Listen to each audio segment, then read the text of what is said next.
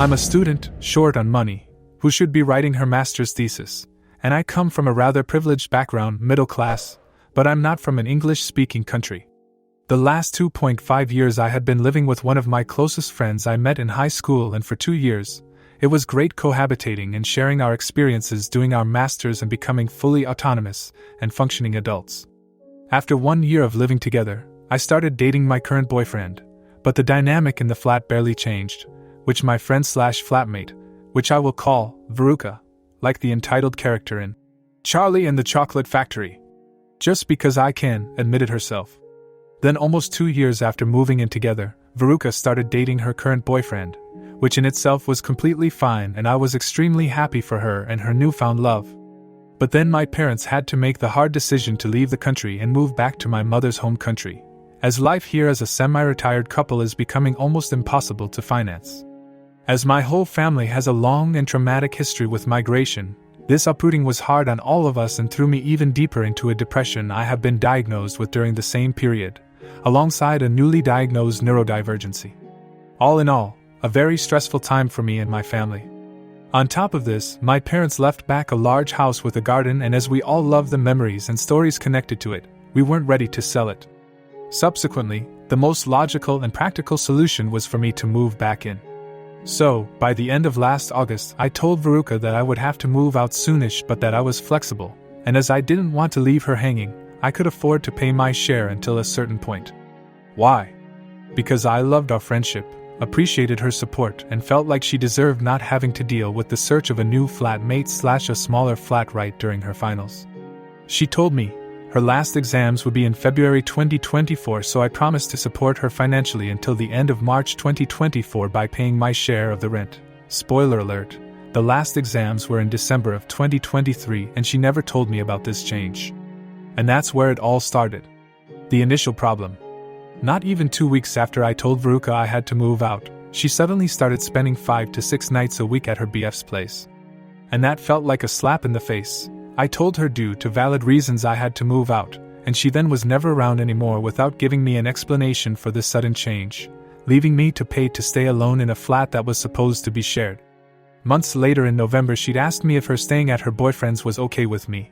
But at that point my resentment subconsciously had grown so much I wasn't able to formulate my emotions properly, and TBH, what was I supposed to say? No, stay alone in your bedroom 3 nights a week. Either she wanted to be in the flat or she didn't. That was her decision, and I don't see a way how I could have felt less lonely coming home to an empty flat almost every night without forcing Veruca to do something she obviously didn't want to do. During that time, I started working on myself, doing a lot of self-reflection, and I finally started with therapy. Feeling left behind by my parents, as well as my allegedly closest friend, made me find the strength in myself which I needed for the process of figuring out what my boundaries are, and my partner and some of my beautiful friends supported me immensely, which made my progress even bigger. A process which Veruca did not follow along, because she was never around and barely ever made the effort to check in with me. Before you all come at me, whilst in the beginning I was kind of waiting for her to come back, so we could resume our routine and friendship like before. After a while I did start to check in with her more through texts. But as I didn't feel like I got the same effort back, I started pulling back more.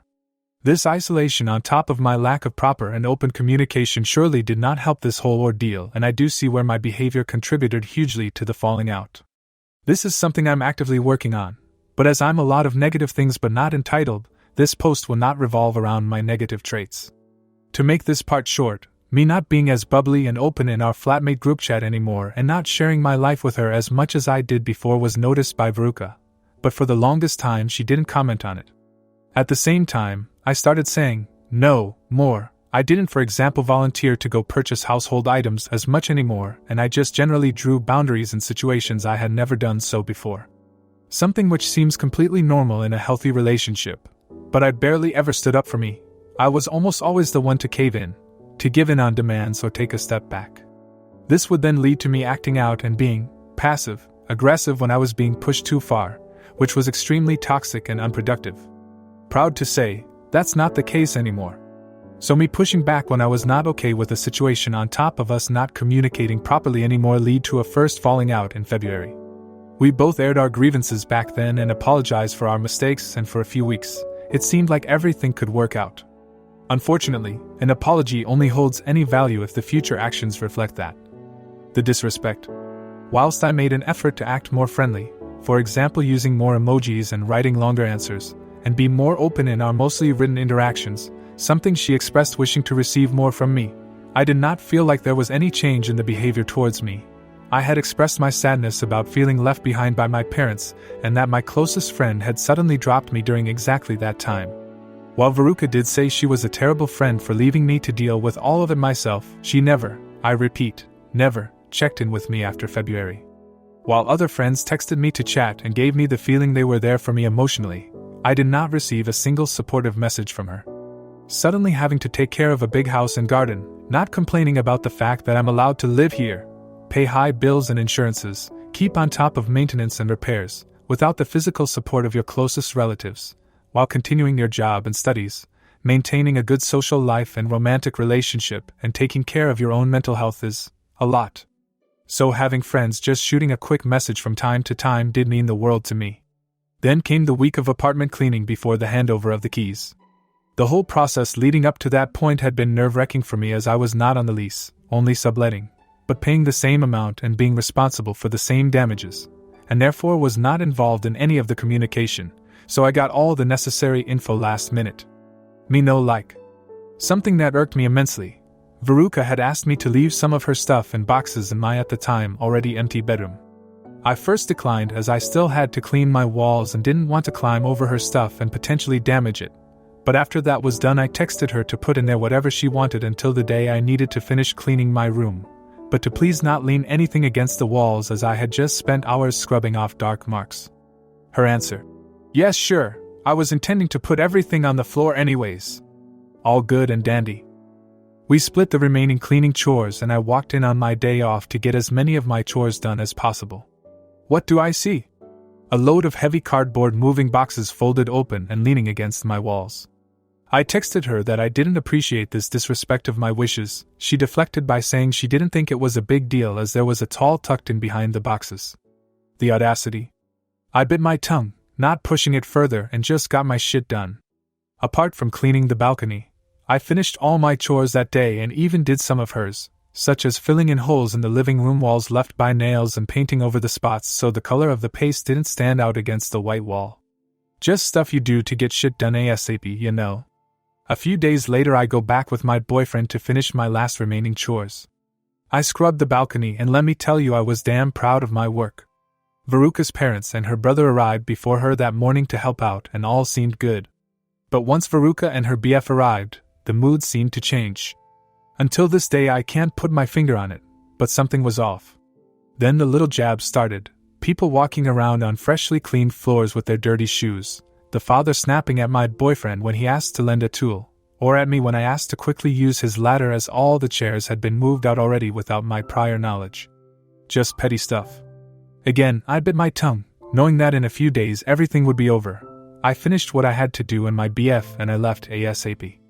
Then I got a message. One of the trash bags had been leaking, leaving a stain on the wood floor. I had noticed a stain the day I went to clean the first time, not knowing where it came from, and had sent Veruca a picture of it. Now there was a second, larger stain, and apparently it was from my bag. The only bags I had filled with garbage from the balcony, which were not wet, were standing on the other side of the living room. She knew it, I knew it, but apparently this bag was mine. Not willing to let this potential permanent damage be deducted from my part of the deposit, I refused to take accountability for trash I had no involvement in. And it was oh so conveniently not possible to look into the bag anymore, as it had already been taken out. As this post is already way too long, I'm cutting out the other petty shit that went down, like Veruca expressing her wanting to take shared stuff with her and mentioning no payment towards me. But when I expressed wanting to keep something, she asked me for financial compensation. Or me offering for her to keep all the kitchenware we bought together, but when I asked to only take the pizza cutter with me, she used it a lot, and didn't expect to have to buy a new one, or that I had to buy trash bags on my own dime. Let me tell you, shit like that is so expensive I don't get it, because she would take care of other stuff, but when I took those bags home with me as, you know, I paid for them and didn't need them in the flat anymore, she'd ask me where they were as she needed them. Just little stuff that you can brush aside, but once it starts to accumulate, it lets resentment grow quickly. And this is the part you're here for. The entitlement. As I said, Veruca's parents came over to help her clean up and move. Something I didn't know until the morning of was that her father was taking our garbage with his transporter to the disposal center for us. I expressed my gratitude for his help and confirmed that I would even pay something for gas, 'cause crazy prices. I did ask though if it wouldn't be more convenient to just buy prepaid garbage bags we could just leave on the side of the road and which would be taken away a few days later. Price point, $20. But no, that wasn't good enough. Please don't ask me why, I don't know. Consequently, I was asked on my calm Sunday evening to pay $100 to her father for the disposal, gas and his work.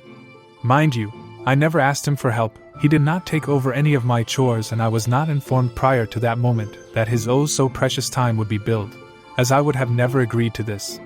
And I still can't wrap my head around a father asking his daughter, who he has a decent relationship with, and her flatmate, who had no say in this matter, to pay for the time he spent helping them.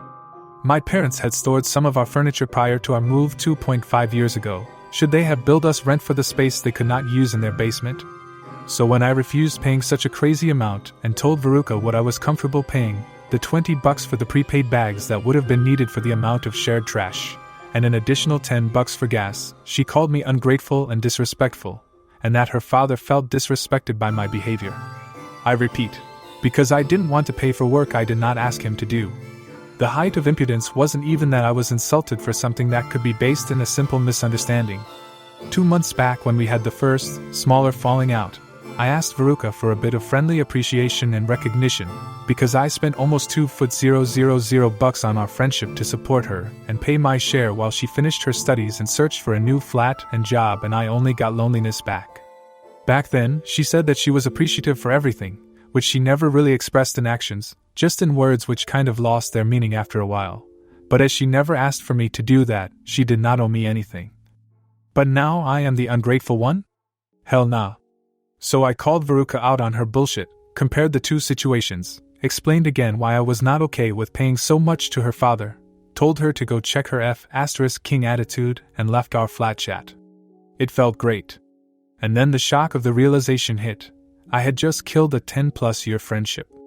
So the only natural reaction my body knew to this was to have a nervous breakdown which gave way to an anxiety attack. Not so calm Sunday evening anymore. No. By now, I have taken off the rose-tinted glasses and can start calling out so many situations where I did not have an equal part in that friendship. Input from my friends and family helped me a lot, and I feel more and more okay with the situation. Veruca did message me in our regular chat twice, first to confirm that the handover went over smoothly. I could not be there as she didn't confirm the time with me and I had meetings I couldn't and also wasn't willing to move, another good moment for me, and then to send me a payment slip from the deposit site, which was over $70, the confirmation for me that my solution with the prepaid bags would have been way cheaper after all. Veruca also told me that during the last few weeks or months she always felt like she was a shitty friend when interacting with me, something I definitely did not transmit as I actively pushed to be more open again and took a step back when drawing boundaries so that our relationship wouldn't suffer even more than it already had. Which simply told me that this was her bad conscience making her feel that way, as she knew exactly how she had let me down and continued to not pull her weight in the friendship. And lastly, Veruca wanted me to contact her again when I feel open to the conversation and ready to reflect on everything, like I was the one insulting her on a nice Sunday evening. I refused to take over this responsibility to essentially revive the friendship, as this way she could solely blame me for the failed friendship, as it would be on me to restart the contact after a cooling down period, and made it clear that unless she showed insight in her screw-up and I got an apology for this hypocritic offense towards my character, I was not seeing any way how we could see eye to eye again. She simply replied that obviously we both couldn't work through this ATM, and then she thanked me for our wonderful time together, and wished me all the best, something that was called manipulative by a few friends of mine, but I refused to see it that way as I don't want to taint our last, rather positive interaction.